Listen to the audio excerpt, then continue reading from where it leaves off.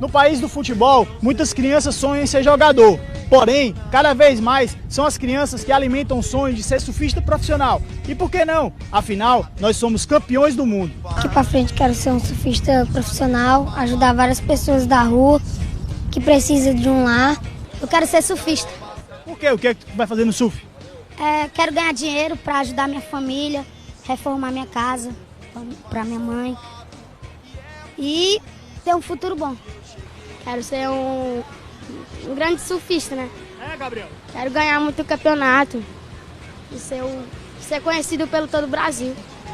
Como é que foi o início do surf aqui no Ceará? Quando você começou, tinha essa estrutura ou era mais na fé, na força de vontade? Não tinha, logicamente. A gente começou no início dos anos 70, era muito pouca gente que pegava onda, não tinha oferta de material, de prancha, de equipamento, um simples calção. Então tudo tinha que vir do Rio, né, do Centro-Sul. Dado a grande procura pela juventude, pelo surf, um esporte que além de gerar saúde, é um esporte que mexe com a natureza e tem um apelo muito grande, então o comércio do surf foi crescendo paralelamente ao desenvolvimento do surf, logicamente. Foram tendo necessidade de equipamentos, como eu frisei, que não tinha, necessidade de prancha, necessidade de cordinhas, de roupa e tudo. Isso foi puxando uma indústria paralela, que é a indústria de surfwear, que hoje se encontra muito bem no Brasil e no mundo. O começo, né, como eu disse, as pranchas vinham do sul, depois nós fabricamos pranchas, nós fomos o primeiro fabricante de prancha no Nordeste. Você falou, as cordinhas a gente fazia com aquele garrote de dar injeção, botava um cordão por dentro, as parafinas eram fabricadas, comprava parafina, comprava a essência ali no centro, em loja de perfume. Quer dizer, os calções eram costureiras que fazia mesmo, tudo muito rudimentar, como o começo de qualquer atividade.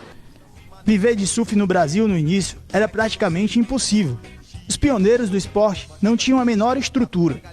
Dependíamos do mercado americano, que criava as novidades, como a parafina, cordinha para prender a prancha ao pé do surfista, bermudas próprias de surf e pranchas mais modernas.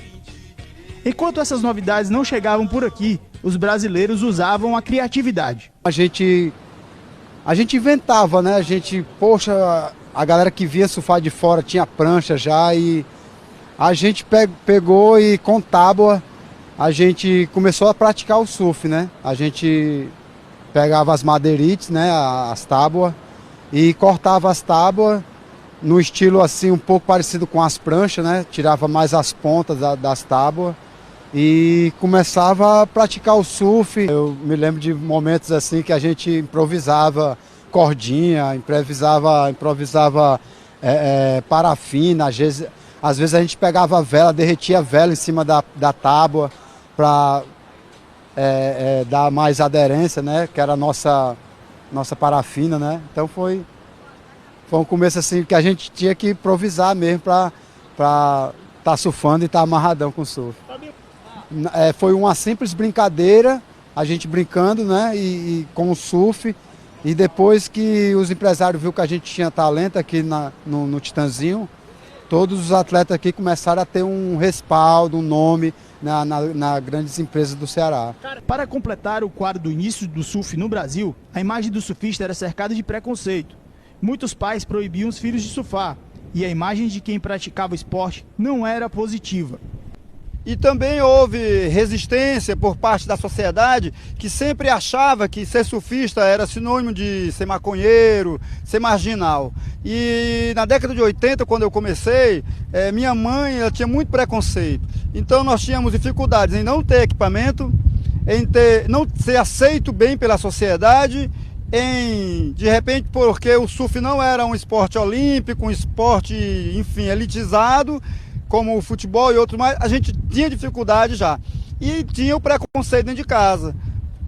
Nossos pais não deixavam, com medo que nós nos envolvêssemos com as coisas erradas.